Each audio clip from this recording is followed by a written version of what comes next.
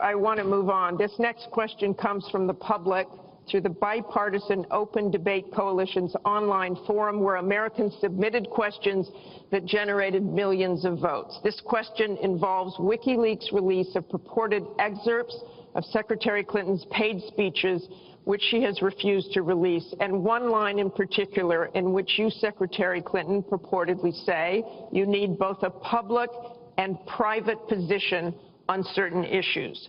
So, two from Virginia asks, is it okay for politicians to be two-faced? Is it acceptable for a politician to have a private stance on issues? Secretary Clinton, well, your 2 minutes. Right. As I recall, that was something I said about Abraham Lincoln after having seen the wonderful Steven Spielberg movie called Lincoln. It was a master class watching President Lincoln get the Congress to approve the 13th Amendment. It was principled and it was strategic. And I was making the point that it is hard sometimes to get the Congress to do what you want to do, and you have to keep working at it. And yes, President Lincoln was trying to convince some people. He used some arguments.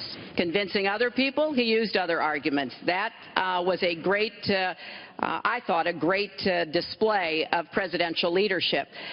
But, you know, let's talk about what's really going on here, Martha, because our intelligence community just came out and said in the last few days that the Kremlin, meaning Putin and the Russian government, are directing the attacks, the hacking on American accounts to influence our election. And WikiLeaks is part of that, as are other sites where the Russians hack information. We don't even know if it's accurate information, and then they put it out. We have never in the history of our country been in a situation where an adversary, a foreign power, is working so hard to influence the outcome of the election. And believe me, they're not doing it to get me elected. They're doing it to try to influence the election for Donald Trump. Now, maybe because he has praised Putin, maybe because he says he agrees with a lot of what Putin wants to do, maybe because he wants to do business in Moscow. I don't know the reasons. But we deserve answers, and we should demand that Donald release all of his tax returns so that people can see what are the entanglements and the financial relationships we're going to get to that later. That he has Secretary with Clinton, Russians and you're out other of time. foreign powers. Well, I think I should Mr. respond Trump. because it's so ridiculous. Look, now she's blaming, she got caught in a total lie. Her papers went out to all her friends at the banks, Goldman Sachs and everybody else, and she said things, WikiLeaks, that just came out, and she lied. Now she's blaming the lie on the late, great Abraham Lincoln. That's one that I haven't. Okay, Honest Abe never lied. That's the good thing. That's the big difference between Abraham Lincoln and you. That's a big, big difference. We're talking about some difference. But as far as other elements of what she was saying, I don't know Putin. I think it would be great if we got along with Russia because we could fight ISIS together, as an example, but I don't know Putin. But I notice anytime anything wrong happens, they like to say, the Russians. She doesn't know if it's the Russians doing the hacking. Maybe there is no hacking. But they always blame Russia. And the reason they blame Russia is because they think they're trying to tarnish me with Russia. I know nothing about Russia. I know about Russia, but I know nothing about the inner workings of Russia. I don't deal there. I have no businesses there. I have no loans from Russia. I have a very, very great balance sheet, so great that when I did the old post office on Pennsylvania Avenue, the United States government, because of my balance sheet, which they actually know very well, chose me to do the old post office between the White House and Congress, chose me to do the old post office. One of the primary things, in fact, perhaps the primary thing, was balance sheet. But I have no loans with Russia. You could go to the United States government and they would probably tell you that because they know my sheet very well in order to get that development I had to have. Now, the taxes are a very simple thing. As soon as I have, first of all, I pay hundreds of millions of dollars in taxes. Many of her friends took bigger deductions. Warren Buffett took a massive deduction. Soros, who's a friend of hers, took a massive deduction. Many of the people that are giving her all this money that she can do many more commercials than me took massive deductions. I pay hundreds of millions of dollars in taxes, but as soon as my routine audit's finished, I'll release my returns. I'll be very proud to. Thank you, Mr. Trump. We've got we're on turn, actually, the topic of taxes. We have a question from Spencer Moss. Spencer? Good evening. My question is, what specific tax provisions will you change to ensure the wealthiest Americans pay their fair share in taxes? Mr. Trump, you have 2 minutes. Well, one thing I do is get rid of carried interest. One of the greatest provisions for people like me, to be honest with you. I give up a lot when I run because I knock out the tax code. And she could have done this years ago, by the way. She was a United States Senator. She complains that Donald Trump took advantage of the tax code. Well, why didn't she change it? Why didn't you change it when you were a senator? The reason you didn't is that all your friends take the same advantage that I do. And I do. You have provisions in the tax code that, frankly, we could change. But you wouldn't change it because all of these people give you the money so you can take negative ads on Donald Trump. And I say that about a lot of things. You know, I've heard Hillary complaining about so many different things over the years. I wish you'd have done this. But she's been there for 30 years. She's been doing this stuff. She never changed, and she never will change. She never will change. We're getting rid of carried interest provisions. I'm lowering taxes, actually, because I think it's so important for corporations, because we have corporations leaving, massive corporations and little ones. Little ones can't form. We're getting rid of regulations, which goes hand in hand with the lowering of the taxes. But we're bringing the tax rate down from 35% to 15%. We're cutting taxes for the middle class, and I will tell you, we are cutting them big league for the middle class. And I will tell you, Hillary Clinton is raising your taxes, folks. You can look at me. She's raising your taxes really high. And what that's going to do is a disaster for the country. But she is raising your taxes, and I'm lowering your taxes. That in itself is a big difference. We are going to be thriving again. We have no growth in this country. There's no growth. If China has a GDP of 7%, it's like a national catastrophe. We're down at 1%, and that's like no growth. And we're going lower, in my opinion. And a lot of it has to do with the fact that our taxes are so high, just about the highest in the world. And I'm bringing them down to one of the lower in the world. And I think it's so important, one of the most important things we can do. But she is raising everybody's taxes massively. Secretary Clinton, you have 2 minutes. The question was, what specific tax provisions will you change to ensure the wealthiest Americans pay their fair share of taxes?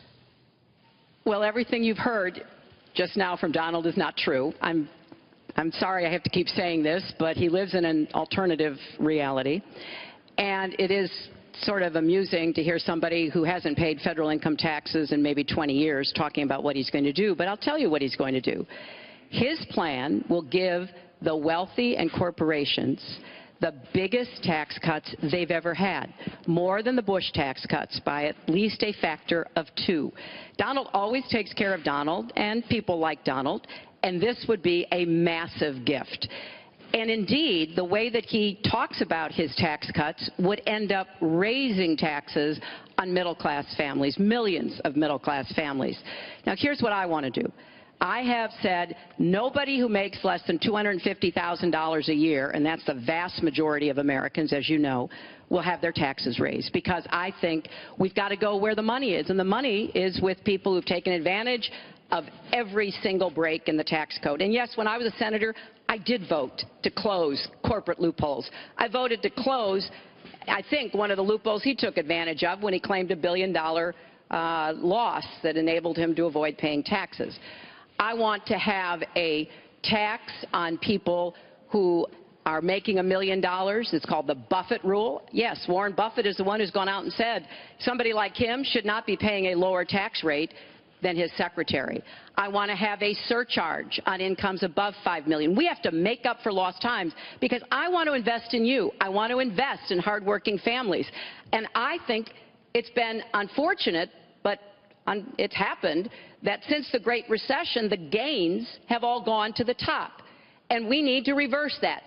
People like Donald, who paid 0 in taxes, 0 for our vets, 0 for our military, 0 for health and education. That is wrong. And we're going to make sure that nobody, no corporation and no individual, can get away without paying Thank his you. fair share to I want to give you, support our country. Mr. Trump, I want to give the chance to respond. I Sure. just want to tell our viewers what she's referring to. In the last month, taxes were the #1 issue on Facebook for the first time in the campaign. The New York Times published 3 pages of your 1995 tax returns. They show you claimed a $916 million loss, which means you could have avoided paying personal federal income taxes for years. You've said you pay state taxes, employee taxes, real estate taxes, property taxes. You have not answered, though, a simple question. Did you use that $916 million loss to avoid paying personal federal income taxes for years? Of course I do. Of course I do. And so do all of her donors, or most of her donors. I know many of her donors. Her donors took massive tax write-offs. So have you not paid personal federal income taxes? A lot of my write-off was depreciation and other things that Hillary, as a senator, allowed. And she'll always allow it because the people that give her all this money, they want it. That's why. See, I understand the tax code better than anybody that's ever run for president. Hillary Clinton, and it's extremely complex, Hillary Clinton has friends that want all of these provisions, including they want the carried interest provision, which is very important to Wall Street people, but they really want the carried interest provision, which I believe Hillary's leaving. It's very interesting why she's leaving carried interest. But I will tell you that, number one, I pay tremendous numbers of taxes. I absolutely used it, and so did Warren Buffett, and so did George Soros, and so did many of the other people that Hillary is getting money from. Now, I won't mention their names because they're rich, but they're not famous, so we won't make them famous. Can you say how many years you have avoided paying personal federal income taxes? No, but I pay tax, and I pay federal tax, too. But I have a write-off. A lot of it's depreciation, which is a wonderful charge. I love depreciation. You know, she's given it to us. Hey, if she had a problem, for 30 years she's been doing this, Anderson. I say it all the time. She talks about health care. Why didn't she do something about it? She talks about taxes. Why didn't she do something about it? She doesn't do anything about anything other than talk. With her, it's all talk and no action. In the past, and again, Bernie Sanders, it's really bad judgment. She has made bad judgment not only on taxes, she's made bad judgments on Libya, on Syria, on Iraq. I mean, her and Obama, whether you like it or not, the way they got out of Iraq, the vacuum they've left, that's why ISIS formed in the first place. They started from that little area, and now they're in 32 different nations, Hillary. Congratulations. Great job. I want you to be able to respond, Secretary Clinton. Well, here we go again. I've been in favor of getting rid of carried interest for years, starting when I was a senator from New York. But that's not the point here. Why didn't you do it? Why didn't you do it? Allow her to respond. Because I was a senator with a Republican president. Oh, really? I will be the you president could have done who will it. If get you were it an done. effective, That's if you were an exactly effective right. senator, you could have done it. If you were an effective senator, you could have done it. But you were not an effective. Please allow her to respond. She didn't interrupt you. You know, under our Constitution, presidents have something called veto power. Look, he has now said repeatedly, 30 years this and 30 years that. So let me talk about my 30 years in public service. I'm very glad to do so. 8 million kids every year have health insurance because when I was First Lady, I worked with Democrats and Republicans to create the Children's Health Insurance Program. Hundreds of thousands of kids now have a chance to be adopted because I worked to change our adoption and foster care system. After 9/11, I went to work with Republican mayor, governor, and president to rebuild New York and to get health care for our first responders who were suffering because they had run toward danger and gotten sickened by it. Hundreds of thousands of National Guard and Reserve members have health care because of work that I did. And children have safer medicines because I was able to pass a law that required the dosing to be more carefully done. When I was Secretary of State, I went around the world advocating for our country, but also advocating for women's rights, to make sure that women had a decent chance to have a better life, and negotiated a treaty with Russia to lower nuclear weapons. 400 pieces of legislation have my name on it as a sponsor or co-sponsor when I was a senator for 8 years. I worked very hard and was very proud to be reelected in New York by an even bigger margin than I had been elected the first time. And as president, I will take that work, that bipartisan work, that finding common ground, because you have to be able to get along with people to get things done in Washington. Thank you, Secretary. And I've proven that I can. And for 30 years, I've produced results for people. Thank you, Secretary. We're going to move on to Syria. Both of you have mentioned that. She said a lot of things. I mean, I think we should We be can, allowed no, to maybe Mr. Trump, we're going to go on. This because is she has about been the a audience. disaster as a senator. Mr. Trump, A we're disaster. going to move on.